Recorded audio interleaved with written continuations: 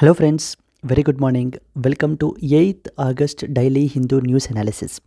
Friends మనం ఈ వీడియోలో 8th ఆగస్ట్ హిందూ న్యూస్ పేపర్లో పబ్లిష్ అయినటువంటి సమ్ ఇంపార్టెంట్ ఆర్టికల్స్ని పిక్ చేసుకుని ఈ వీడియోలో మనము బోత్ ప్రిలిమ్స్ అండ్ మెయిన్స్ పర్స్పెక్టివ్లో మనము అనాలిసిస్ అయితే కనుక చేస్తాము friends.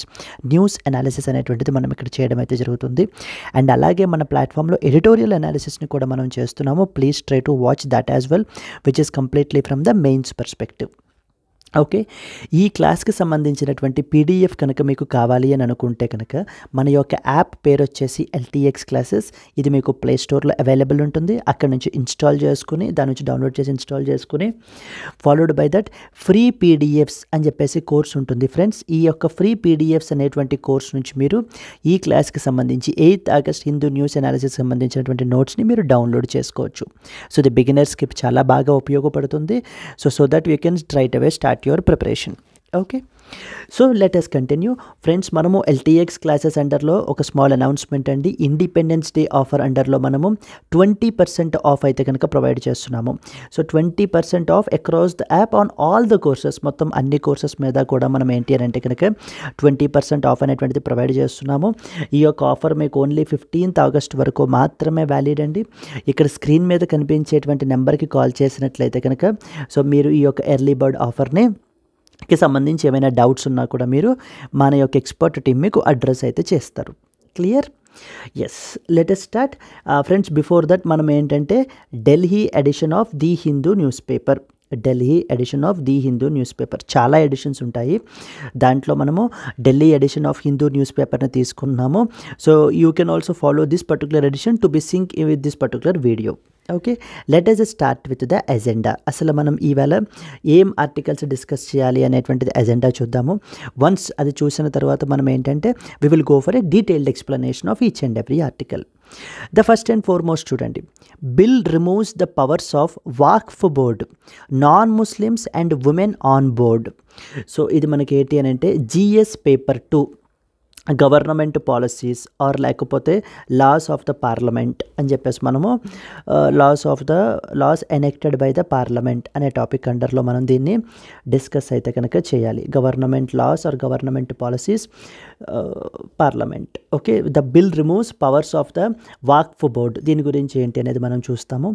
Followed by that women outnumbered the men in living organ donations last year says government data. So this is something related to organ donation అండి. మనకి ఇది GS paper 2 హెల్త్లో మనం అయితే దీన్ని డిస్కస్ అయితే చేస్తాము. Then next one, Yunus to take oath today, BNP calls for urgent polls. So this is related to బంగ్లాదేశ్కి సంబంధించింది. GS paper 2 international relations. So India and as well as its neighbouring countries అనేటువంటి topic అండర్లో మనం దీన్ని discuss చేయాలి. The same continuation, military refused to enforce the curfew in Bangladesh, thereby sealing the Hasina's fate. ఇది కూడా మనకి GS పేపర్ 2 ఇంటర్నేషనల్ రిలేషన్స్ అండి. BIMSTEC FTA talks needs revival with realistic possibilities. GS paper 2 regional groupings, international రిలేషన్స్లో regional groupings అనేటువంటి ఒక topic ఉంటుంది. Regional గ్రూపింగ్స్లో one of the important organisation is BIMSTEC. ఈ పర్టికులర్ టాపిక్ అండర్లో మనం ఈ ఆర్టికల్ని కవర్ చేస్తాం. Then next one, Supreme Court posts the PMLA judgment review to August 28th, asks if it's appeal in disguise అని చెప్పేసి మనకు అడుగుతున్నారు. సో ఇది మనకి ఏంటి అని అంటే GS పేపర్ 2 పాలిటీ అండర్లో మనకి వస్తుందండి. Then the next one, the leader who lost the touch with the Bangladesh. So ఇది కూడా మనకి GS పేపర్ 2 ఇంటర్నేషనల్ రిలేషన్స్లో మనం దీన్ని కవర్ అయితే చేయాలి. Yes friends, so these are the important articles that we have to do the analysis in this particular video. So ఈ important news items ని మనం అయితే తీసుకుని ఇక్కడ మనం analysis అయితే కనుక చేస్తాము. So let us start with the discussion. But before that there was a small announcement అండి. If you are an absolute beginner, so who are now prepared, either or you are a working professional or మీకు రీసెంట్గా graduation complete అయినా కూడా, if you are preparing for civil services but you don't have any direction, so then to provide you the direction, to give give you a right path. So we are offering a dedicated UPSC general studies prelims come mains course అయితే కనుక మనం అందుబాటులో ఉంచామండి.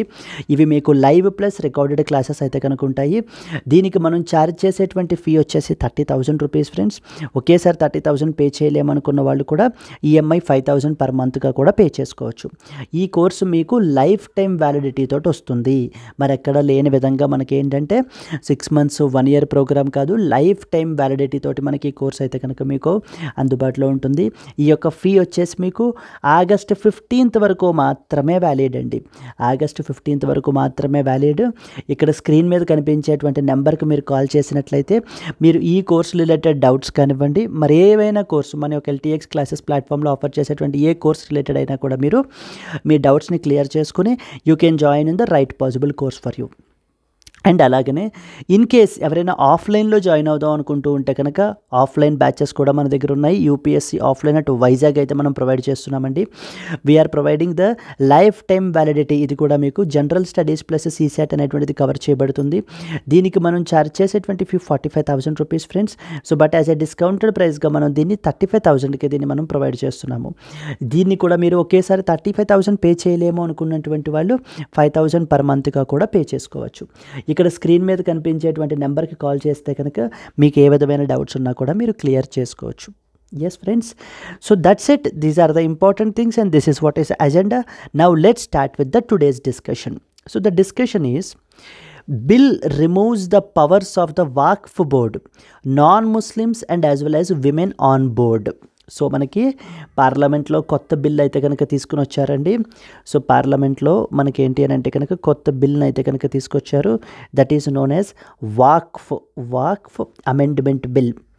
Waqf amendment bill 2024 అనేటువంటి దాన్ని ఈ వీక్లో introduce చేస్తాము అని అయితే చెప్తున్నారు. ఈ బిల్కి సంబంధించినటువంటి ప్రొవిజన్స్ అన్నీ కూడా మనకి ఏంటంటే ఇక్కడ మెన్షన్ చేయడం జరిగింది. అండ్ అలాగే సో పర్టికులర్లీ ముస్లిం కమ్యూనిటీస్ నుంచి వీళ్ళు ఏంటి అని అంటే కనుక they are protesting this particular bill. So they are saying that we will approach the court as well అని చెప్పి చెప్పడం జరుగుతుంది. But before directly jumping on to this particular bill, let us read some basics. Once you are comfortable with the basics, then you can understand, better appreciate the bill అన్నమాట. So చూడండి, first one Waqf amendment bill context ఏంటంటే parliament is set to introduce the Waqf amendment bill 2024 to amend the Waqf act 1995. మన కంట్రీలో ఈ యొక్క వాక్ఫ్ ప్రాపర్టీస్ని administer చేయడానికి, regulate చేయడానికి ఉన్నటువంటి ఇంపార్టెంట్ లెజిస్లేషన్ ఏంటి అని అంటే కనుక వాక్ఫ్ యాక్ట్ 1995. అంటే ఇప్పుడు ఈ వచ్చినటువంటి బిల్లు వాక్ఫ్ అమెండ్మెంట్ బిల్ 2024 ఏదైతే ఉందో ఈ యొక్క వాక్ఫ్ యాక్ట్ 1995ని అమెండ్మెంట్ చేస్తారనమాట.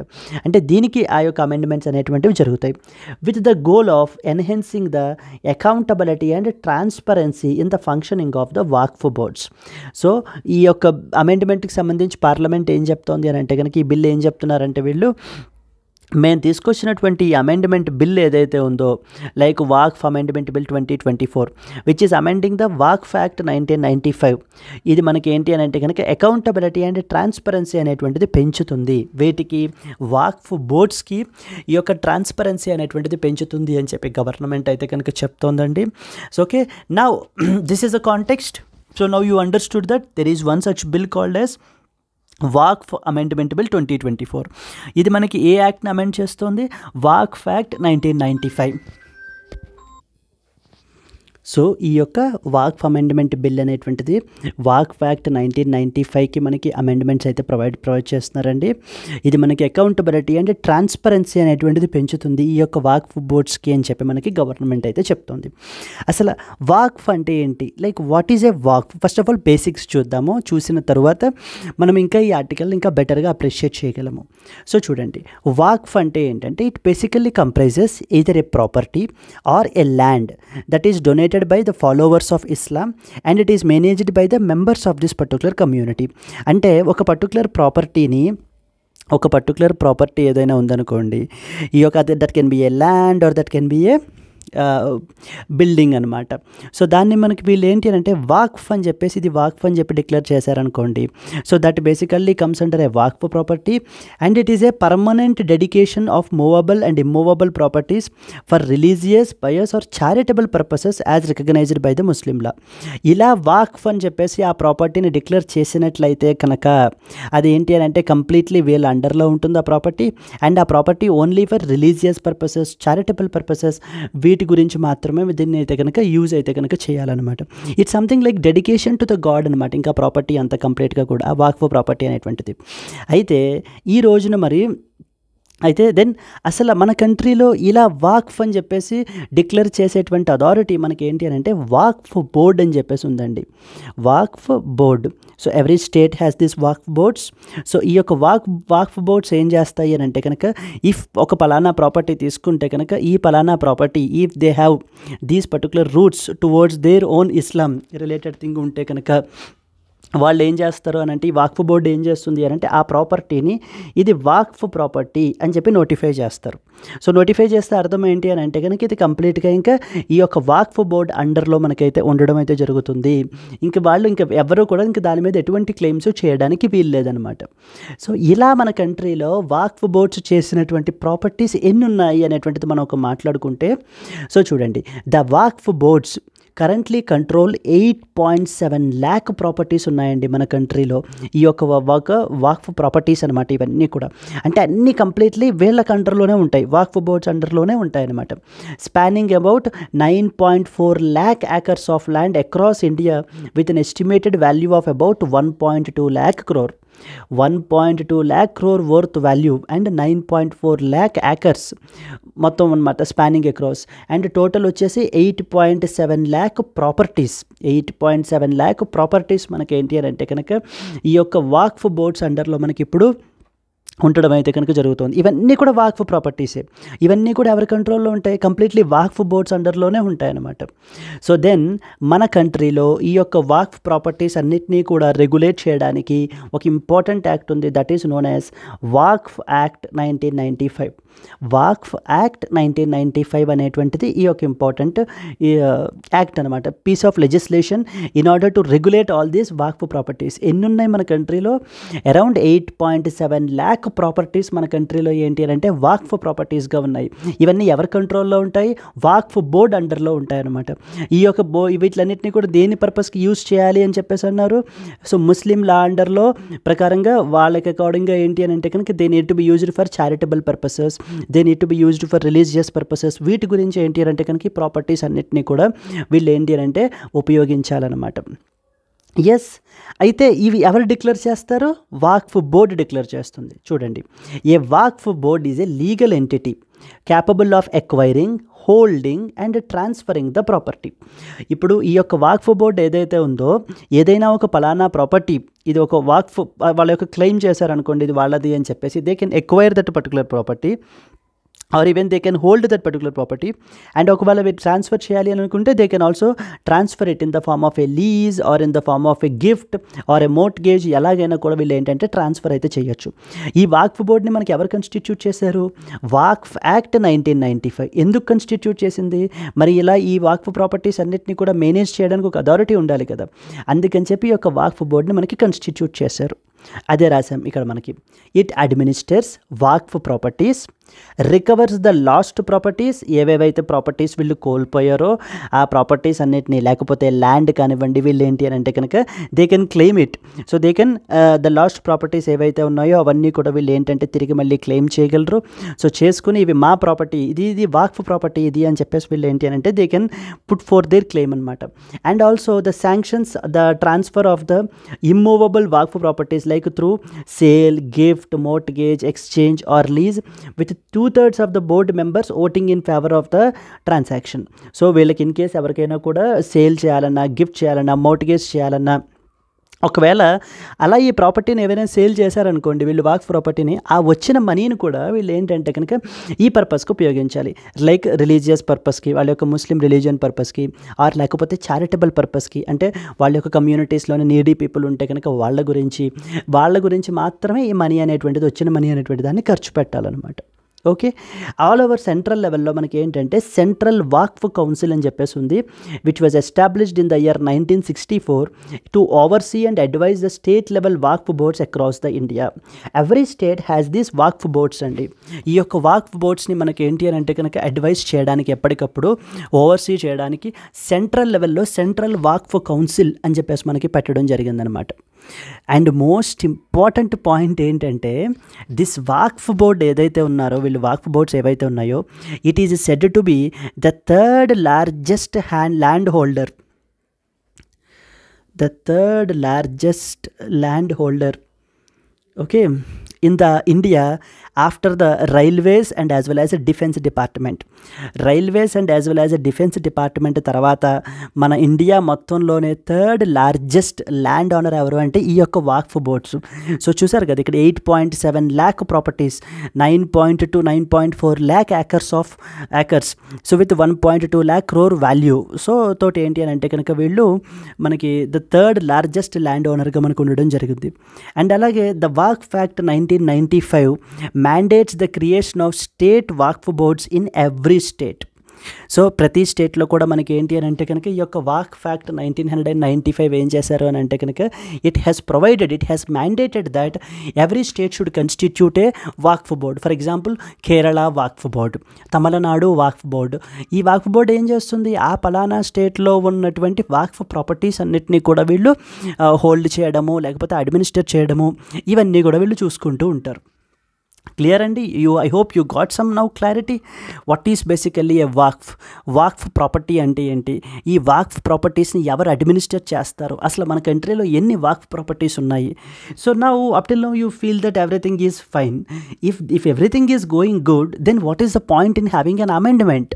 ఇప్పుడు మరి అమెండ్మెంట్స్ ఎందుకు తీసుకొచ్చారు అని అంటే చూడండి, వాక్ఫ్ అమెండ్మెంట్ బిల్ 2024.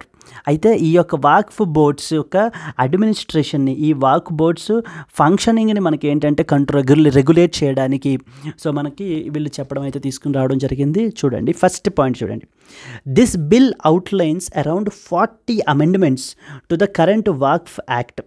ప్రస్తుతం ఉన్నటువంటి వాక్ఫ్ యాక్ట్ అంటే ఏది, వాక్ఫ్ యాక్ట్ 1995, అదే కదా మనం ఇక్కడ మెన్షన్ చేసాము. సో చూడండి వాక్ఫ్ యాక్ట్ 1995కి ఇప్పుడు వీళ్ళు తీసుకొచ్చినటువంటి బిల్లు అరౌండ్ 40 అమెండ్మెంట్స్ని అయితే కనుక చేస్తున్నారండి. The bill outlines around 40 amendments to the current Waqf act, including that Waqf boards will be required to undergo mandatory verification for all the property claims. So ఇప్పటి వరకు మనకి ఏంటి అని అంటే కనుక ఈ యొక్క వాక్ఫ్ బోర్డ్స్కి in case if they claim any property, so there is not any transparent verification అనేటువంటిది ఏమి ఉండదు అనమాట. అంటే అది నిజంగా వాళ్ళ వాక్ఫ్ ప్రాపర్టీయేనా అనేటువంటి వెరిఫికేషన్ అనేటువంటిది ఏమీ లేదు. బట్ కానీ ఇప్పుడు ఏంటి అని అంటే they cannot directly notify it, now it has to be undergone through a verification. So the verification procedure మనకి గవర్నమెంట్ చెప్తుంది. సో తద్వారా మనకి ఇది నిజంగా వాక్ఫ్ ప్రాపర్టీయేనా కాదా అని చెప్పేసి మనకి ఏంటి అని అంటే కనుక ఆ యొక్క వెరిఫికేషన్లో రికార్డ్స్ అన్నిటిని వెరిఫై చేసిన తర్వాత అది నిజంగా అంటే so now the Waqf board should provide, so this Waqf board should provide, so now they should show the evidence, so that yes they should show the records that so these are our lands, these are our lost property, so that is why now we are claiming it అని చెప్పేసి వీళ్ళు ఏంటి అంటే prove చేసుకోవాలి. ఆ యొక్క mandatory verification అనేటువంటిది ఉంటుంది.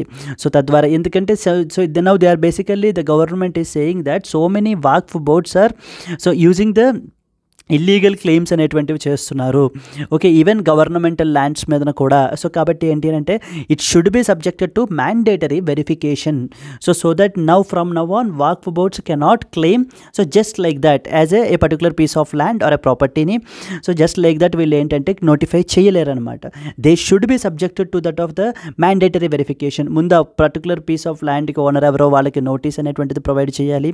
సో తద్వారా ద నెక్స్ట్ స్టెప్స్ అనేటువంటివి తీసుకుని overall if every record is completely satisfied, if every record మొత్తం రికార్డ్స్ ద్వారా వీళ్ళు ఎస్టాబ్లిష్ చేయగలిగినట్లయితే కనుక అప్పుడు మాత్రమే వీళ్ళు అది వాక్ఫ్ ప్రాపర్టీ అని నోటిఫై చేయగలరు.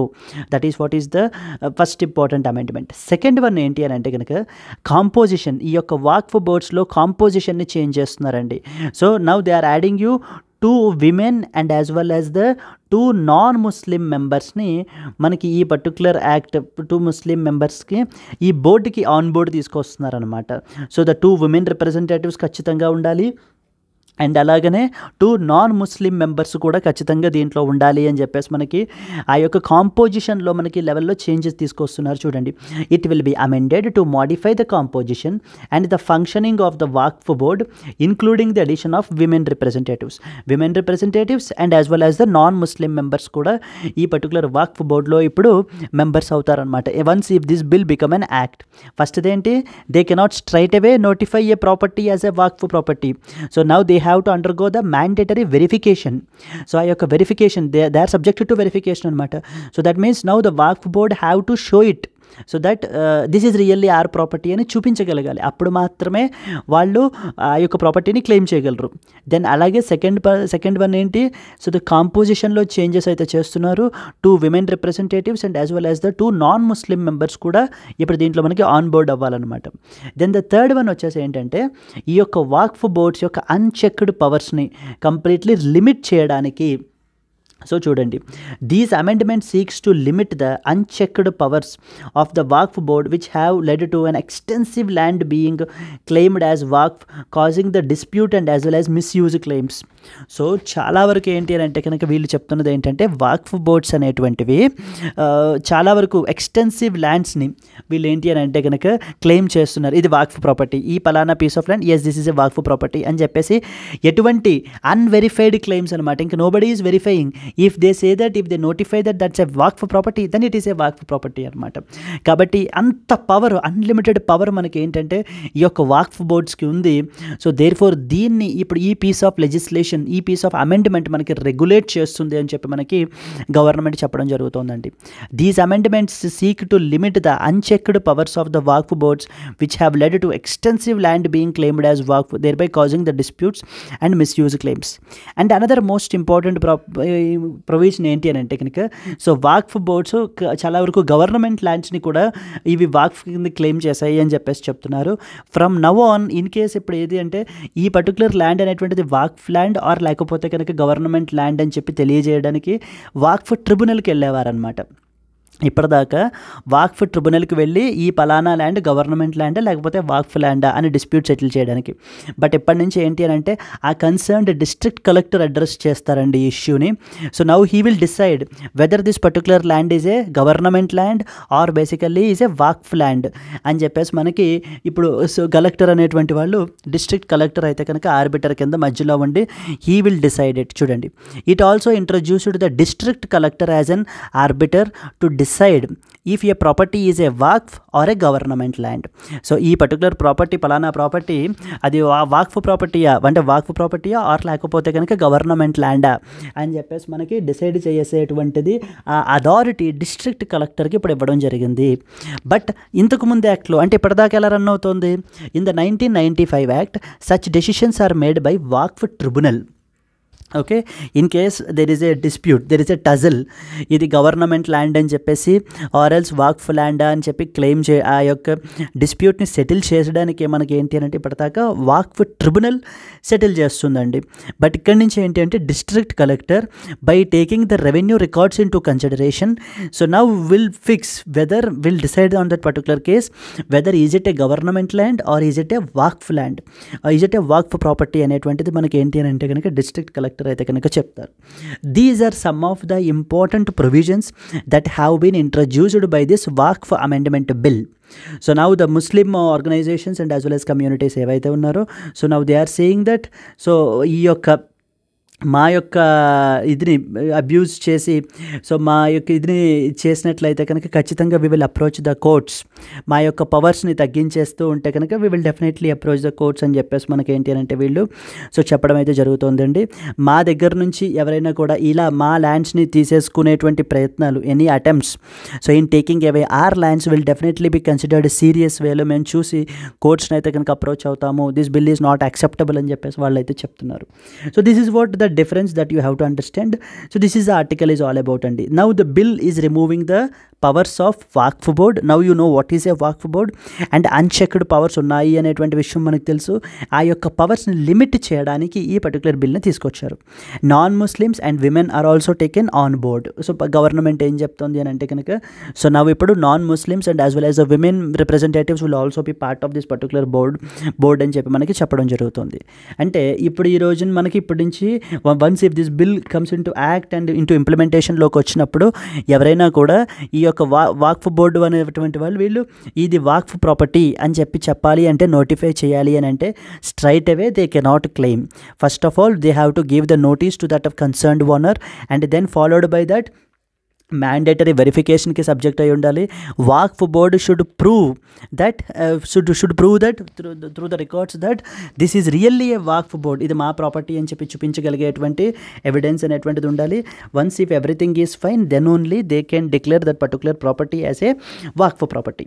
అండ్ సిమిలర్లీ కాంపోజిషన్లో కూడా చేంజెస్ని తీసుకురావడం జరిగింది. 2 women and as well 2 women representatives and as well as 2 non Muslim మెంబర్స్ని 2 Muslim women and 2 non Muslim members అనమాట ఆన్ బోర్డ్ అయితే కనుక తీసుకుని వస్తున్నారు. దెన్ నెక్స్ట్ వచ్చేసి ఇది గవర్నమెంట్ ల్యాండా లేకపోతే వాక్ఫ్ ల్యాండా అని చెప్పి డిసైడ్ చేయడానికి ఇప్పటిదాకా వాక్ఫ్ ట్రిబ్యునల్ అయితే కనుక డిసైడ్ చేసింది. బట్ ఇక్కడ నుంచి ఏంటి అంటే district collector will decide all those particular cases by taking the revenue records into consideration. ఆ యొక్క రెవెన్యూ రికార్డ్స్ని కన్సిడరేషన్లోకి తీసుకుని మనకైతే కనుక చెప్తారనమాట.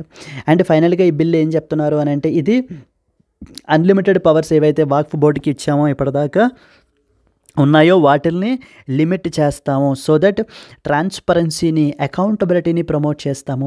మిస్యూజ్ క్లెయిమ్స్ కానివ్వండి, మిస్యూజ్ చేయడం కానివ్వండి, లేకపోతే ఇల్లీగల్ క్లెయిమ్స్ని కానివ్వండి అలౌ చేసేటువంటిది కుదరదు అని చెప్పి మనకి ఈ బిల్ అయితే చెప్పడం జరుగుతుంది. గవర్నమెంట్ అయితే ఈ బిల్ని పుష్ చేస్తోంది. ఈ వీక్లో పార్లమెంట్లో ఇంట్రడ్యూస్ చేస్తోందండి. ఫస్ట్ ఇది లోక్సభలో పాస్ అవుతుంది, followed by Rajya Sabha, then go to the president's assent. Once the president's assent కూడా వచ్చిన తర్వాత మనకి అఫీషియల్ గ్యాజెట్లో పబ్లిష్ అయ్యి ఈ బిల్ అనేటువంటిది మనకి యాక్ట్గా మారుతుంది అనమాట.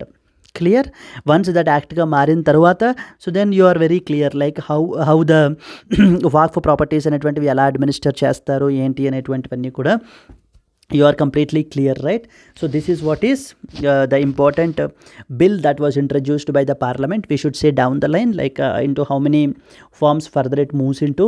Okay, ఇంకా అపోజిషన్స్ ఏమంటారు దీని గురించి ఏంటి అనేటువంటివి ఇంపార్టెంట్ పాయింట్స్ అనేటువంటి ఫర్దర్ ఎలా షేప్ తీసుకుంటుందనే చూద్దాం. Yes, so these are some of the important points with respect to this article అండి that you are expected to know. Let us move to the next article. Okay, women outnumbered men in living organ donations last year says government data. So the government data ప్రకారంగా మనం చూసినట్లయితే కనుక living organ donations అంటే that particular person is living and he is donating one of his organs. So that's a living organ donation. So living organ డొనేషన్స్లో మనకి living donors అనమాట. So women have outnumbered the men in having the living organ donations అని చెప్పేసి మనకి చెప్తున్నారు. Says the government data. Ministry of health and family welfare నుంచి మనకి data అయితే వచ్చిందండి. సో చూడండి, women led the way in living organ donations, offering the patients suffering from end stage organ failure a new lease of life. The data that is released by Ministry of Health and Family Welfare shows that the number of women living donors was 9,700 last year compared to 5,601. A lone transgender contributed an organ to save the life of another human being, taking the total number of living donors in 2023 to 15,436. Similarly అసలు living donor అంటే మీరు చూసినట్లయితే చూడండి, it was reiterated that A living donor after the age of 18 years or above could donate either one kidney or part of the liver only. So okay, a brain dead donor of any age however could donate the heart, 2 lungs, liver, 2 kidneys, pancreas, small intestine and cornea, bones, skin, heart valves, etc. After the natural cardiac death, only the tissues can be donated. So this is what is the restrictions that has been imposed అండి. In case if it was a living donor అయితే కనుక first of all they should be 18 years and as well as above ఉండాలి ఏమైనా organ donate చేయాలి అంటే కనుక. So living donors only either 1 kidney, they can donate either 1 kidney or part of the liver only. So they can do that అనమాట. And అలాగే in case if it was a brain dead donor అయితే కనుక of any age, it can be any age, so could donate the heart, lung, 2 lungs, liver, 2 kidneys, pancreas and small intestine, cornea, bone, skin, heart valves ఇవన్నీ కూడా మనకి ఏంటంటే వీళ్ళు donate అయితే కనుక చేయొచ్చు అనమాట. To facilitate the organ donation in the medico legal cases like road accidents, the centre has issued a circular to create a facility for round the clock post mortem in the hospitals having adequate infrastructure. Telangana topped the country in organ donation with 252 cadaver donors, followed by Tamil Nadu and as well as Karnataka with 178 cases. Okay, so Telangana topped the country in organ donation with the 252 cadaver donors. Cadaver means dead body అని అర్థం అండి. So okay, in the number of kidney transplant Delhi stood ahead of others with 2500 cases. So this is what is article is all about organ donation గురించి అయితే కనుక వీళ్ళైతే మాట్లాడుతున్నారు. So living donors and as well as deceased donors. So okay, పరిస్థితి ఏంటి, living donors అయితే కనుక ఏమేమి డొనేట్ చేయగలరు, ఒకవేళ బ్రెయిన్ డెడ్ డోనర్స్ అయితే కనుక ఏమేమి డొనేట్ చేయగలరు అనేటువంటిదంతా కూడా మనకి ఈ ఆర్టికల్లో మెన్షన్ చేయబడడం జరిగింది. So now from this particular article background what you are expected to know అంటే ఎగ్జామ్ పాయింట్ ఆఫ్ వ్యూలో, సో చూడండి, regulatory framework that is related to the organ donation and as well as transplantation in India. So మన కంట్రీలో ఈ యొక్క organ donation and transplantation కనుక చేయాలి అని అంటే కనుక they are completely all these activities are regulated by an act called as తోటా, THOTA అంటారు. సో THOTA అంటే transplantation of human organs and as well as the tissues act 1994 and అలాగనే transplantation of human organs and tissue rules 2014. ఒకటి act, తర్వాత సబ్సిక్వెంట్గా publish చేసినటువంటి rules. So ఈ రెండు కూడా మనకి ఏంటి అని అంటే కనుక మన కంట్రీలో human organs and as well as donation and as well as ట్రాన్స్ప్లాంటేషన్ని కంప్లీట్గా మనకి రెగ్యులేట్ చేస్తాయన్నమాట. కమర్షియల్ పర్పస్కి ఎట్టి పరిస్థితుల్లో కూడా మనకి ఏంటి అని అంటే కనుక ఈ యొక్క హ్యూమన్ ఆర్గాన్స్ని ఇది చేయకూడదు. అండ్ ఫైనాన్షియల్ ఎక్స్చేంజ్, ఎటువంటి ఫైనాన్షియల్ ఎక్స్చేంజ్ జరగకూడదు. సో చూడండి, this law governs the transplantation of human organs and the tissues in India including the donation of organs after the death also మనకి ఆర్గాన్ డొనేషన్ గురించి కూడా ఈ యొక్క యాక్టే మనకి మాట్లాడడం జరుగుతుంది. A transplant can be either from a pool of organs by the deceased persons donated by their relatives or from a living person who is known to that of the recipient. So ఒకవేళ living person కనుక donate చేస్తూ ఉంటే కనుక ఆ recipient ఎవరైతే ఉన్నారో తనకి తెలిసి ఉండాలన్నమాట. సో ద లివింగ్ పర్సన్ ఈ should be known to that of recipient. And అలాగనే అంతే తప్ప ఎవరికో డొనేట్ చేయకూడదు. So because there is A suspicion that some kind of financial exchange are some kind of monetary gains గురించి చేస్తున్నారు అని చెప్పేసి మనకి ఏంటి అని అంటే కనుక ఆ సస్పిషన్ అనేటువంటిది ఉంటుంది. బికాస్ మన కంట్రీలో సో ఫైనాన్షియల్ గెయిన్స్కి లేకపోతే కమర్షియల్ పర్పస్కి ఏంటి అని అంటే ఆర్గాన్స్ని డొనేట్ అయితే కనుక చేయకూడదు. అండ్ ఒక కమిటీ కూడా ఉంటుందండి. ఆ కమిటీ ముందు ఏంటి అని అంటే కనుక ఈ యొక్క లివింగ్ పర్సన్ ఎవరైతే ఉన్నారో they should prove that this particular recipient is well known to him. So తెలిసి ఉండాలి, a family person or a long term friend అయి ఉండాలి అనేటువంటి ఆ కనెక్షన్ని, ఆ యొక్క రిలేషన్ని ఎస్టాబ్లిష్ చేయగలగాలన్నమాట. అప్పుడు మాత్రమే ఆ యొక్క డొనేషన్ అనేటువంటిది ఆ పర్టికులర్ రెసిపియంట్కి అలౌ చేయడం జరుగుతుంది. సో ఓకే, అండ్ అలాగే in case of deceased person అయితే కనుక ఆ యొక్క డిసీజ్డ్ పర్సన్ యొక్క ఆర్గాన్స్ అన్నింటినీ కూడా ఏంటి అంటే వాళ్ళ యొక్క రిలేటివ్స్ అనేటువంటి వాళ్ళు డొనేట్ చేయొచ్చు. అండ్ లివింగ్ పర్సన్ అయితే కనుక తను ఎవరైతే కనుక డొనేట్ చేద్దాం అనుకుంటున్నారో ఆ రెసిపియంట్కి ఖచ్చితంగా తను తెలిసి ఉండాలి. అండ్ మన కంట్రీలో ఈ యొక్క ఆర్గాన్ డొనేషన్ గురించి అవేర్నెస్ని క్రియేట్ చేయడానికి 2010 నుంచి ఆగస్టు 3వ తారీఖున మనం ఏంటంటే ప్రతి ఏడాది కూడా మనము ఈ యొక్క ఇండియన్ ఆర్గాన్ డొనేషన్ డే అనేటువంటి దాన్ని అబ్జర్వ్ చేస్తున్నామండి. సో చూడండి, the Indian organ donation day is observed annually on 3rd August since 2010 to increase awareness about the organ donation and motivate and encourage the citizens of the country to donate the organs and tissues after the death. So after the death మనకి ఏంటి అని అంటే కనుక tissues and as well as organs donate చేయమని చెప్పేసి మనం ఏంటి అని అంటే కనుక సో అవేర్నెస్ని అయితే కనుక క్రియేట్ చేస్తున్నాము. That is Indian organ donation day. మరి యాక్ట్ గురించి చూసాము, రూల్స్ గురించి చూసాము. యాక్ట్ ఉందని తెలుసు, రూల్స్ ఉన్నాయని తెలుసు, ఎవరు డొనేట్ చేయగలరని చెప్పి చూసాము. ఇండియన్ ఆర్గాన్ డొనేషన్ డే చూసాము. Is there any apex organisation మన కంట్రీలో ఈ యొక్క ఇండియన్ ఆర్గాన్స్ డొనేషన్ గురించి, ట్రాన్స్ప్లాంట్ గురించి చూసుకునేది? Yes, NOTTO is one such organisation అండి. National organ and tissue transplant organisation అంటారు మనకి. National organ and tissue transplant organisation అని అర్థం. It is an apex organisation at the national level was established to provide a national system for the organ procurement and as well as donation. So organ procurements, ఆర్గాన్స్ని procure చేయడానికి ఈ particular NOTTOకి అయితే donate చేయొచ్చండి, ఆర్గాన్స్ని procure చేయడానికి. Next వచ్చేసి ఏంటంటే donation పర్పస్కి మనకి ఏంటంటే వాటికి సంబంధించినటువంటి విషయాలన్నింటినీ కూడా చూసుకునేటువంటి ఆర్గనైజేషను ఈ యొక్క NOTTO, national organ and as well as the tissue transplant organisation అంటారనమాట. National organ and tissue transplant organisation. ఒక్కసారి ఈ క్వశ్చన్ దీన్ని మళ్ళీ రివైజ్ చేసేస్తే కనుక let us come back again. Okay, so మన కంట్రీలో organ donation and as well as a transplantation గురించి చూసుకునేటువంటి ఒక ఇంపార్టెంట్ యాక్ట్ ఏది అని అంటే కనుక THOTA అంటారు. So transplantation of human organs and tissues act 1994, transplantation of human organs and as well as tissues act 1994 అంటారు. And also the transplantation of human organs and as well as tissues rules 2014 అంటారు. So this is the act and this are the rules. మనకి ఏంటి అని అంటే కనుక మన కంట్రీలో వీటిని రెగ్యులేట్ అయితే కనుక చేస్తాయండి. So they regulate the organ donation and transplantation of human organs and tissues in India, including the donation of organs after the death. A transplant can come from either a pool of organs like from the deceased persons which are donated by the relatives and from a living person అయితే కనుక who should be known to the recipient అనమాట. Indian organ donation day ఎప్పుడు it is observed every year on August 3rd to create awareness among the citizens of our country. Apex organisation ఏముంది? National organ and as well as the tissue transplant organisation, NOTTO అంటారు. National organ and as well as the tissue transplant organisation, that is NOTTO. Okay, until now we have seen 2 important news items అండి. Like the first one వచ్చేసి Waqf amendment bill 2024 గురించి. ఇది మనకి Waqf act 1995 అయితే కనుక amend చేస్తుంది. Around 40 అమెండ్మెంట్స్ని అయితే కనుక ప్రపోజ్ చేశారు. We have discussed some important amendments ఏంటి అనేటువంటివి మనం చూడడం జరిగింది. అండ్ ద సెకండ్ వన్ వచ్చేసి మనం మాట్లాడుకున్నది వచ్చేసి ఆర్గాన్ డొనేషన్ గురించి ఏంటి అనేటువంటి ఆర్టికల్ని మనం చూసాము. This was the second article మనకి. Now let us go to the third one. So third article వచ్చేసి మనకి బంగ్లాదేశ్ గురించి అండి. So Sheikh Hasina has left the country అని చెప్పేసి మనం చూసాము. మ్యాసివ్ ప్రొటెస్ట్ అయితే కనుక జరుగుతున్నాయి, ఎగెన్స్ట్ యాంటీ గవర్నమెంట్ ప్రొటెస్ట్ అనేటువంటివి జరుగుతున్నాయి అనేటువంటి విషయం కూడా మనకు తెలుసు.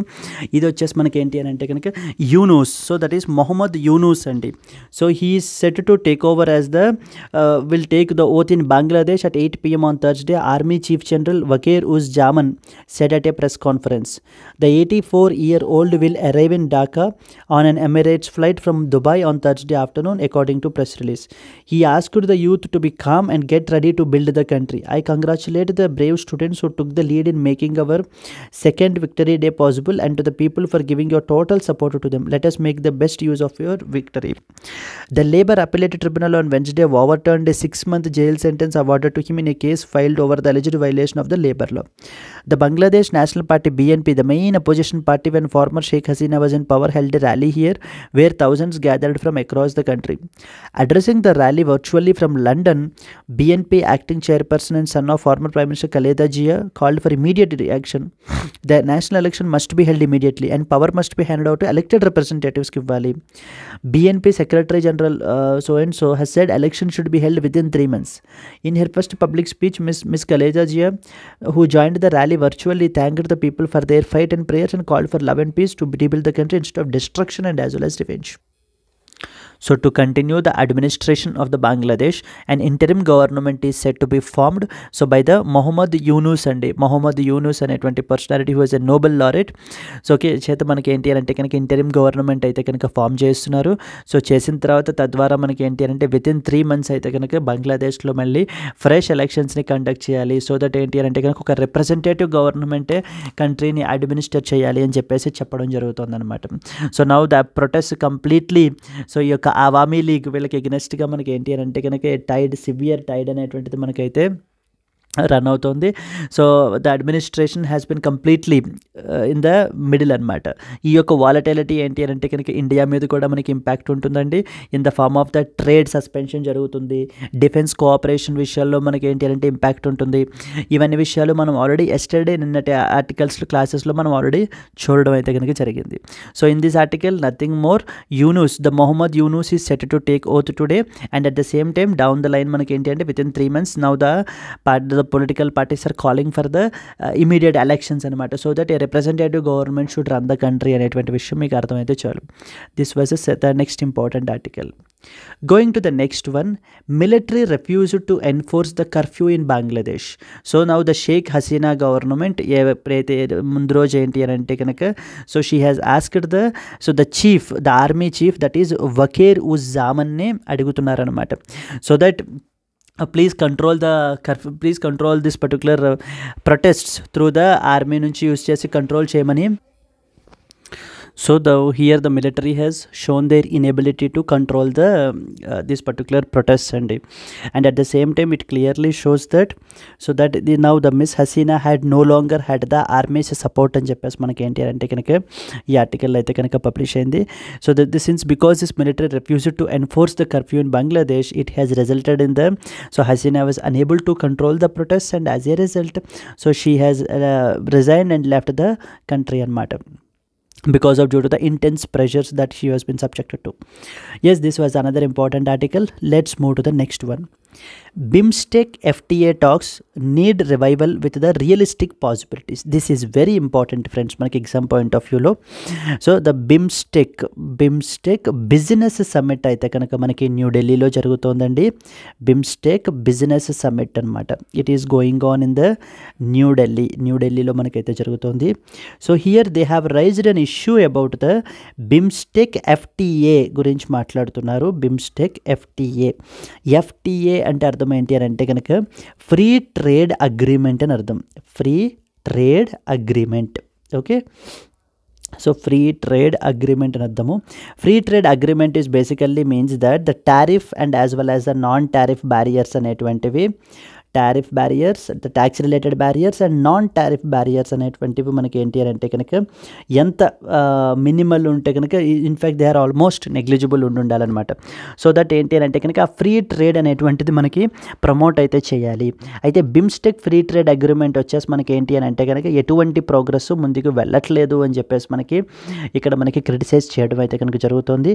Is the commerce minister Piyush Goyal is saying, చూడండి, the negotiations for the free trade agreement among the 7-member BIMSTEC grouping need to be expeditiously revived and realistic possibilities like preferential trade agreements should be explored, Commerce Minister said at the inaugural BIMSTEC Business Summit in New Delhi. So the BIMSTEC FTA talks has not seen much progress for the last 6 years. While urging the India's business community to provide the feedback on the need for such an agreement.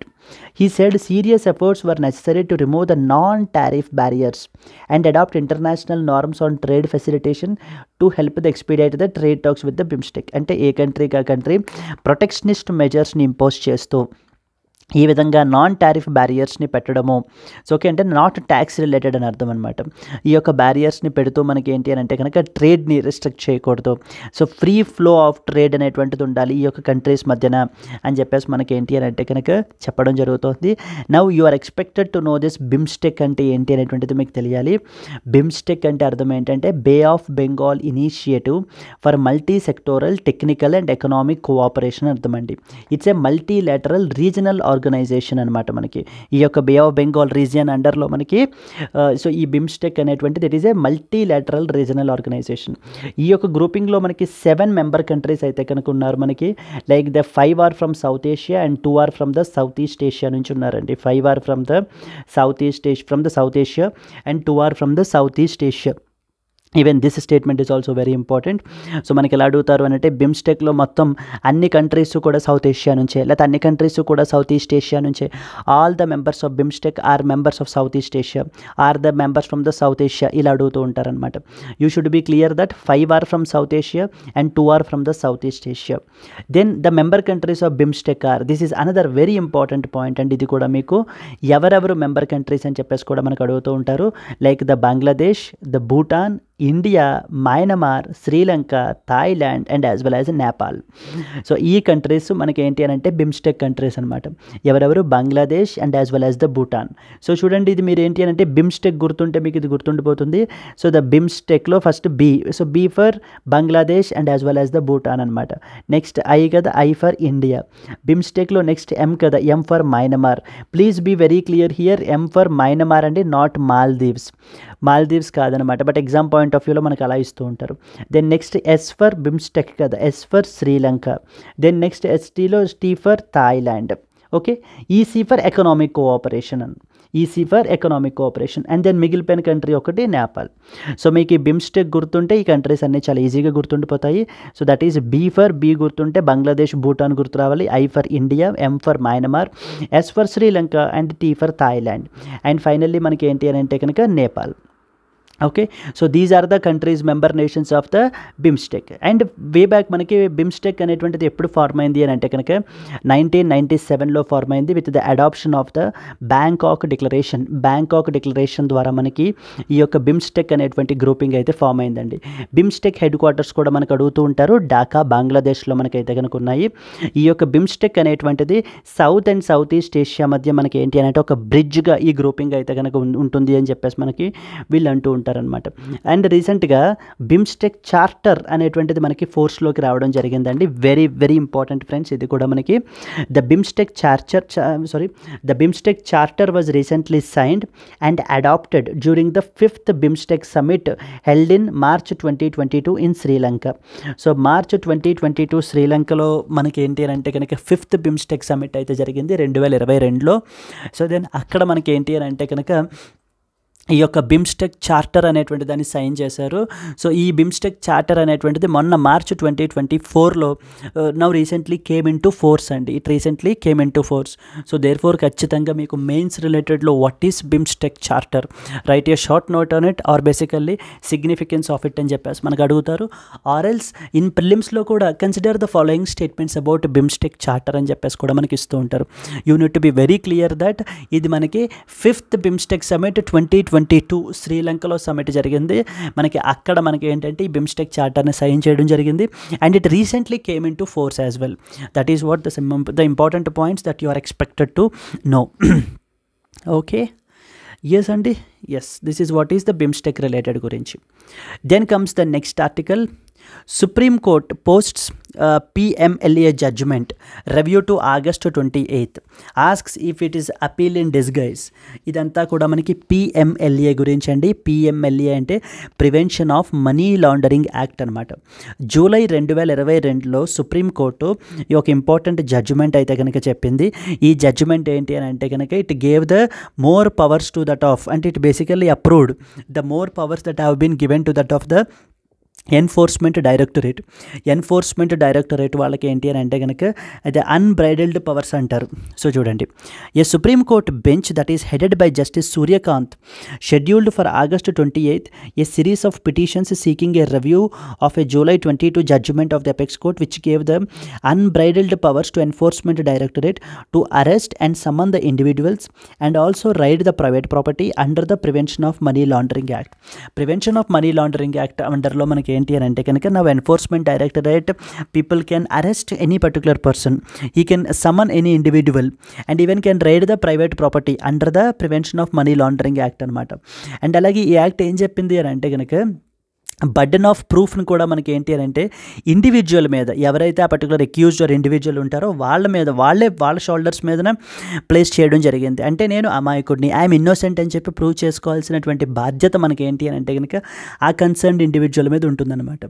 And అలాగనే twin conditions అంటారు. Twin conditions వచ్చేసి బెయిల్కి సంబంధించి, అంటే ఎవరినైనా కూడా ఈ యొక్క PMLA act అండర్లో arrest చేసినట్లయితే కనుక వాళ్ళకి బెయిల్ కావాలి అని అనుకుంటే వాళ్ళు 2 ఇంపార్టెంట్ కండిషన్స్ని సాటిస్ఫై చేయాలి. ఆ చేసినప్పుడు మాత్రమే ఆ బెయిల్ అనేటువంటిది వాళ్ళకి ఇవ్వబడుతుంది. ఫస్ట్ అండ్ ఫార్మోస్ట్ కండిషన్ ఏంటి అని అంటే కనుక నేను ఆ పర్టికులర్ కేసు నేను చేయలేదు, ఐఎమ్ ఇన్నోసెంట్ అని చెప్పి ప్రూవ్ చేసుకోగలగాలి first and foremost. And second point ఏంటి అని అంటే కనుక ఇన్ కేస్ ఒకవేళ బెయిల్ ఇచ్చిన తర్వాత సో బయటకు వచ్చాక I won't commit any offence while on bail అని చెప్పి ఇంకొకటి ఎస్టాబ్లిష్ చేయగలగాలన్నమాట. ఫస్ట్ ఏంటి you need to be you are innocent అని చెప్పేసి ప్రూవ్ చేసుకోవాలి. అండ్ ద సెకండ్ వన్ వచ్చేసి బెయిల్ ఇచ్చిన తర్వాత so you should establish that you won't commit any such another offence. So మీరు ఏంటి అని అంటే కనుక ఎటువంటి అఫెన్స్ కమిట్ చెయ్యను అని చెప్పేసి మీరు ఏంటి అని అంటే కనుక ఇంకొక కండిషన్ అనమాట. ఈ రెండు కండిషన్స్ని మీరు ప్రూవ్ చేసుకోగలిగితే కనుక అప్పుడు మాత్రమే ఆ పర్టికులర్ పర్సన్కి బెయిల్ అనేటువంటిది ఇవ్వబడుతుంది.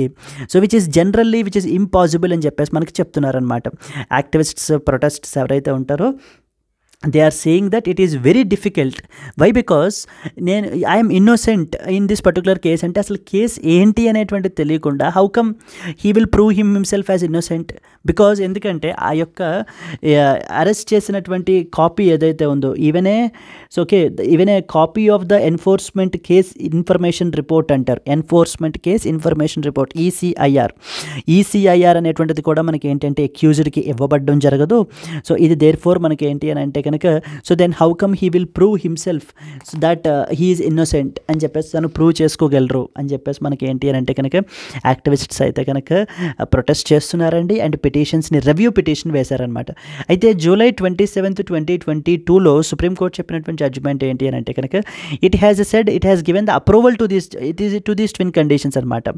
So that like the burden of proof has to prove himself that he is innocent and at the same time in case if the bail has been given he should establish that he won't commit any offense during the bail period. ఈ రెండు conditions తను ఏంటి అని అంటే కనుక establish చేసినట్లయితే అప్పుడు మాత్రమే సాటిస్ఫై చేసినట్లయితే అప్పుడు మాత్రమే బెయిల్ అనేటువంటిది ఇవ్వబడుతుంది. అండ్ అలాగే రిటర్న్ ఇది కూడా మనకి ఏంటి అని అంటే ఇవ్వరనమాట. అంటే on what grounds he has been arrested అనేటువంటిది ఇది మనకి ఆర్టికల్ నెంబర్ 22 కూడా వైలేట్ చేస్తుంది అని చెప్పి వీళ్ళు చెప్పడం జరుగుతుంది. సో అసలు మన కంట్రీలో ఏంటి అని అంటే Prevention of money laundering Act అనేటువంటిది ఒక ఇంపార్టెంట్ పీస్ ఆఫ్ లెజిస్లేషన్ అండి. సో మీరు చూసినట్లయితే the prevention of money laundering Act 2002 is an act of the parliament which was enacted to prevent the money laundering and provide for the confiscation of property that is derived from the money laundering. So generally మనకి ఏంటి అని అంటే money laundering activities అనేటువంటివి drug trafficking ద్వారా like related drug related money. So వీటి ద్వారా మనకి ఏంటి అని అంటే కనుక స్మగ్లింగ్ ద్వారా లేదా terrorism financing. It aims to combat the money laundering related to illegal activities such as drug trafficking, smuggling and as well as terrorism financing. So వీటన్నిటిని కూడా మనకి ఏంటి అని అంటే కనుక ఈ యొక్క మనీ లాండరింగ్ని ఫైట్ చేయాలి ఈ పర్టికులర్ యాక్టివిటీస్లో అని చెప్పేసి మనకి ఏంటి అని అంటే ఈ యాక్ట్ని తీసుకురావడం జరిగిందనమాట. అండ్ ఈ యాక్ట్ని ఇంప్లిమెంట్ చేసేటువంటి అథారిటీ వచ్చేసి మనకి ఈడీ అంటే ఎన్ఫోర్స్మెంట్ డైరెక్టరేట్ అని అర్థం. The Directorate of Enforcement is a multidisciplinary organization mandated with the investigation of offences of money laundering. And ఇది ఎవరి అండర్లోకి వస్తుంది అని అడుగుతూ ఉంటారు. It comes under the department of revenue under the ministry of finance. Department of revenue ministry of finance అండర్లోకి మనకి ఈ particular act అయితే ఈ పర్టికులర్ అథారిటీ అయితే కనుక వస్తుందండి. ఇప్పుడు మనకి ఏంటి అని అంటే కనుక పిఎంఎల్ఏకి సంబంధించినటువంటి అమెండ్మెంట్స్ ఇవి ఏవైతే ఉన్నాయో లైక్ ఫర్ ఎగ్జాంపుల్ అయితే ఈ ట్విన్ కండిషన్స్ కానివ్వండి లేకపోతే కనుక ఈసీఐఆర్ ఆ అక్యూజ్డ్కి ఇవ్వకపోవడం కానివ్వండి వీటిలన్నింటినీ కూడా మళ్ళీ ఏంటి అని అంటే రివ్యూ చేయమని జడ్జిమెంట్ని. బికాజ్ ఎందుకంటే ఇంకా అపీల్ ఉండదు కదా, మరి supreme court is the highest court కదా. ఇప్పుడు మరి ఆ జడ్జిమెంట్ని ఇంకేం చేయాలి, దాన్ని మనం అపీల్ చేసి ఇంకో కోర్టుకి మనం వెళ్ళలేం కదా, that is a final court. కాబట్టి ఇంకేం చేయాలి, రివ్యూ చేయాలన్నమాట. ఇంకొకసారి ఆ జడ్జిమెంట్ని మళ్ళీ రివ్యూ చేయండి అని చెప్పి రివ్యూ పిటిషన్స్ వేస్తున్నారు. బికాజ్ ఎందుకంటే ఇది ఎన్ఫోర్స్మెంట్ డైరెక్టరేట్ వాళ్ళకి అన్లిమిటెడ్ పవర్స్ని ఇచ్చేస్తుంది. సో ఇది మనకి దీన్ని వెపన్గా యూజ్ చేసుకుని సో ది గవర్నమెంట్ ఏం చేస్తుంది అని అంటే అపోజిషన్ మెంబర్స్ని టార్గెట్ చేస్తున్నారు అని చెప్పేసి మనకి ఏంటంటే వీళ్ళు చెప్పడం అయితే జరుగుతుందండి. This is what is a point. Yes friends, I hope you are enjoying our classes. Friends మనకి ఏంటి అని అంటే కనుక the most comprehensive current affairs course అయితే మనం ఒకటి లాంచ్ చేసామండి. ఎందుకనంటే కనుక ఇది హిందూ న్యూస్ పేపర్ మాత్రమే మనం ఇక్కడ కవర్ చేస్తున్నాము. బట్ యూపీఎస్సీ పర్స్పెక్టివ్లో మనకి press Information bureau, news on AIR, Indian express అనేటువంటి అదర్ ఇంపార్టెంట్ వెబ్సైట్స్ కూడా మనకైతే పబ్లిష్ అవుతూ ఉంటాయి. సో వీటి నుంచి మనం ఏంటంటే ఆర్టికల్స్ని కవర్ చేయడానికి అది మనం ఈ ప్లాట్ఫామ్లో కవర్ చేయట్లేదు. కాబట్టి the most comprehensive current affairs course అని చెప్పి మనం అయితే లాంచ్ చేసాము. ఇక్కడ మనకి డైలీ లైవ్ క్లాసెస్ అయితే ఉంటాయండి. I will be the person who will take up the classes.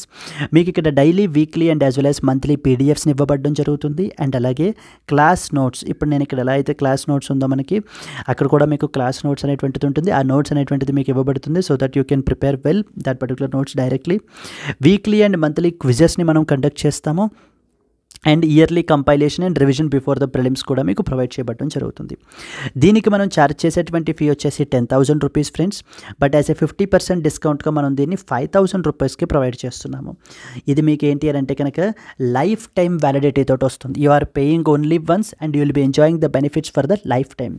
మనం ఇక్కడ కవర్ చేసేటువంటి ఆర్టికల్స్ అన్నీ Press Information Bureau, down to earth, New Indian Express, వీటి నుంచి మనం ఏంటి అని అంటే ఈ వెబ్సైట్స్ నుంచి మనము ఆర్టికల్స్ని కవర్ చేయడం జరుగుతుంది. ఇక్కడ స్క్రీన్ మీద కనిపించేటువంటి నెంబర్కి మీరు కాల్ చేసినట్లయితే కనుక మీకు if you are really serious aspirant then definitely if you feel that this course is useful for you then you can contact this particular number for more information. And at the same time so బిగినర్స్కి as యూజువల్గా మనకి suggest చేసేటువంటిది NCERTs చదవాలి అని చెప్పేసి. But చాలామందికి ఏంటి అంటే ఎన్సీఆర్టీస్ కవర్ చేయడం అనేటువంటిది హెరికిలియన్ టాస్క్ అండి. సో యాజ్ ఏ రిజల్ట్ మనకి ఏంటి అంటే వాళ్ళ ప్రాబ్లమ్ సాల్వ్ చేయడానికి ఎన్సీఆర్టీ ఫౌండేషన్ కోర్స్ అయితే మనం లాంచ్ చేసాము. క్లాసెస్ 6th నుంచి 12th వరకు మనం ఇక్కడ కవర్ చేయబడడం జరుగుతుంది. ఫీ వచ్చేసి మనము ఛార్జ్ చేసేటువంటిది 10,000 rupees friends. But as a డిస్కౌంట్గా మనం దీన్ని 5,000 రూపీస్కి ప్రొవైడ్ అయితే చేస్తున్నాం అనమాట. ఇది కూడా మీకు లైఫ్ టైం వ్యాలిడిటీ తోటి వస్తుంది. ఇక్కడ స్క్రీన్ మీద కనిపించేటువంటి నెంబర్కి మీరు కాల్ చేసినట్లయితే కనుక if you are interested in this particular course then if you want take up this particular course then you can contact this number for more information. Yes, okay friends, that's it today. Now let's get into the last article for today, which is the editorial, the leader who lost the touch with the Bangladesh. So Bangladesh యొక్క prime minister Sheikh Hasina గురించి, ఆ యొక్క achievements and as well as the main decline ఎలా అయిపోయింది, so what are the main reasons అని చెప్పేసి మనకి ఏంటి అంటే కనుక ఈ ఆర్టికల్లో సో కొన్ని ఇంపార్టెంట్ పాయింట్స్ అయితే మెన్షన్ చేశారు. So I have mentioned them in the form of the key points for your reference purpose so that you can read them. Let us see. So key points వచ్చేసి చూస్తే this article discusses about the political decline and controversial leadership of the Bangladesh Prime Minister Sheikh Hasina. This article also highlighted the achievements and also the allegations which had led to her decline. So okay, some of the important allegations మనకి ఏంటి అని అంటే కనుక ఈవిడ మీద అయితే కూడా చేయడం జరిగింది. సో ఇవన్నీ కూడా మనకి ఏంటి అని అంటే కనుక ఆవిడ యొక్క డిక్లైన్కి, ఆ యొక్క ఇది ఫేట్కి మనకి తగ్గిపోవడానికి కారణమయ్యాయి అని చెప్పేసి మనకి చెప్పడం అయితే జరుగుతుంది. And some important points that they have been mentioned in this article are very first point చూడండి. Sheikh Hasina has been in power for the 4 full 5-year terms, making her one of the world's longest serving prime minister. So she was making her one of the world's longest serving prime ministers అనమాట. So she has done around for the 4 terms, మనకి full 5-year terms అయితే కనుక మనకి షేక్ హసీనా అయితే కనుక prime మినిస్టర్గా చేశారు. And her leadership was initially supported by the personal ties with the Indian prime minister Indira Gandhi. You should understand that Bangladesh is one such country which has been created in the year 1971. So through Bangladesh liberation war ద్వారా మనకైతే కనుక create అయితే అయ్యిందండి. Bangladesh liberation war ద్వారా ఈ బంగ్లాదేశ్ అనేటువంటిది ఇంతకుముందు east Pakistan అని చెప్పేసి అంటారు. సో దాన్ని మనకి ఏంటి అంటే 1971లో with the help of Indian intervention మనం ఏంటంటే ఈ యొక్క బంగ్లాదేశ్ని కార్వ్ అవుట్ చేసి క్రియేట్ చేయబడ్డం అయితే జరిగింది. So initially her leadership was also even supported by the personal ties with our Indian prime minister Indira Gandhi also. అయితే కంట్రీలో significant economic and infrastructural developments జరిగినా కూడా there is a strong disconnect అయితే కనుక among the masses. So the prime minister and as well as the masses మధ్య, people మధ్య ఏంటి అంటే కనుక ఒక రకమైనటువంటి డిస్కనెక్ట్ అయితే కనుక ఫార్మ్ అయిపోయిందండి కంప్లీట్గాని. Okay, even the human development ఇండికేటర్స్లో కూడా women's education and as well as హెల్త్లో కూడా ప్రోగ్రెస్ ఉన్నా కూడా so but the broader population have felt they were completely left out from the development dimension. So the development అనేటువంటి పాత్లో so వాళ్ళు ఏంటి అని అంటే కనుక completely they felt that they were left out all together. So and the administration is doing good only for the middle and as well as the middle and as well as upper క్లాసెస్కి మాత్రమే benefits అనేటువంటివి ఉన్నాయి, వాళ్ళకి మాత్రమే development అంటే ఉంది, మాకైతే లేదు అని చెప్పేసి so they have been felt left out అని చెప్పేసి this was one of the important reasons. So why the these protests have slowly erupted అని చెప్పేసి మనకి చెప్తున్నారనమాట. And even Hasina's administration was accused of transforming the Bangladesh into an authoritarian state with police state characteristics. అంటే instead of అంటే suppressing the oppositions voice, so ఈ విధంగా welfare స్టేట్గా కాకుండా welfare of the పీపుల్ని కన్సిడరేషన్లోకి తీసుకోకుండా ఇదంతా కూడా మనకి ఏంటి అని అంటే బంగ్లాదేశ్ అంతా కూడా కంప్లీట్లీ సో ద అథారిటేరియనిజం అనమాట, completely with a police state క్యారెక్టరిస్టిక్స్లోకి వెళ్ళిపోయింది. సో ట్రాన్స్ఫార్మ్ అయిపోయింది అని చెప్పేసి హసీనా అడ్మినిస్ట్రేషన్ మీద కూడా ఇది కూడా ఉందన్నమాట, అలిగేషన్స్ కూడా ఉన్నాయండి.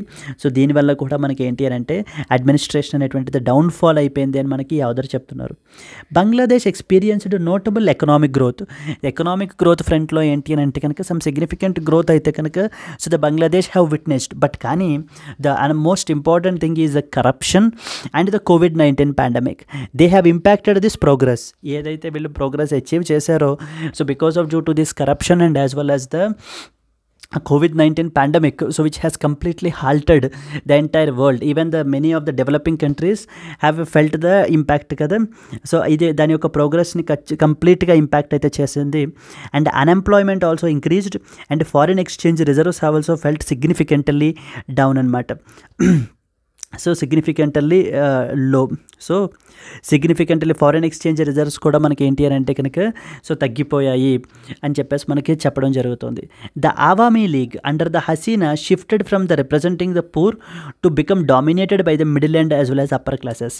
ఇనీషియల్గా ఫామ్ అయినటువంటి Awami League party under the Sheikh Hasina ఇనీషియల్గా పూర్ పీపుల్ని రిప్రజెంట్ చేసేటువంటి పార్టీగా మనకి ఏంటి అని అంటే now it has been completely became so the party for the middle and as well as upper క్లాసెస్కి అయిపోయింది. And that's the reason why the lower strata of the society have felt that they were left out completely అని చెప్పి మనకి ఇక్కడ author మాట్లాడడం జరుగుతుంది. And most importantly even the business persons also so they began to dominate the party leadership seeking the political nominations. So ఓకేనా, main money అనేటువంటిది చాలా crucial role plays చేస్తూ సో ద బిజినెస్ పర్సన్స్ ఎవరైతే ఉన్నారో వాళ్ళు కూడా ఏంటి అని అంటే they began to dominate the parties leadership instead of true leaders, instead of those leaders for the welfare. So the business people for their own profit motives, for their own potential gains, so వీళ్ళు ఏంటి అంటే they started taking the leadership, parties leadership, they seeking the political nominations. This is another important reason which resulted in the decline of the Sheikh Hasina అని చెప్పేసి మనకి ఇక్కడ author అయితే కనుక మాట్లాడుతున్నారండి. So these are the main important points that you are expected to know. And then finally that's it friends. These are the important articles that you need to know from the exam point of view. Waqf Amendment Bill 2024 గురించి మీరు study చేయాలి. Next వచ్చేసి ఏంటి అని అంటే కనుక మనకి organ donation గురించి ఒక రెగ్యులేటరీ మెకానిజం ఎలా ఉంది అనేటువంటి చూసుకోవాలి. దెన్ ద థర్డ్ ఇంపార్టెంట్ వచ్చేసి బిమ్స్టెక్ ఫ్రీ ట్రేడ్ అగ్రిమెంట్ గురించి, బిమ్స్టెక్ యాజ్ అన్ ఆర్గనైజేషన్ గురించి మనం స్టడీ చేయాలి. Okay, these are the main important articles from this particular newspaper. And coming to the today's question, now it's the time for you to answer. Consider the following countries. Okay, Bhutan, okay, Maldives, Myanmar, and as well as India. So the four countries they have given and Bhutan, Maldives, Myanmar, and as well as India. Which of the above countries is or are the members of the BIMSTEC? ఈ యొక్క BIMSTEC గ్రూపింగ్లో ఎవరెవరు members? Bhutan, Maldives, Myanmar, India, or Bhutan, Myanmar, India, or all of the above? I hope you know the answer. If you know the answer, please comment your answer and at the same time, if you have liked the video, please like it and let us meet again tomorrow. Until then, happy learning, all the best, bye bye.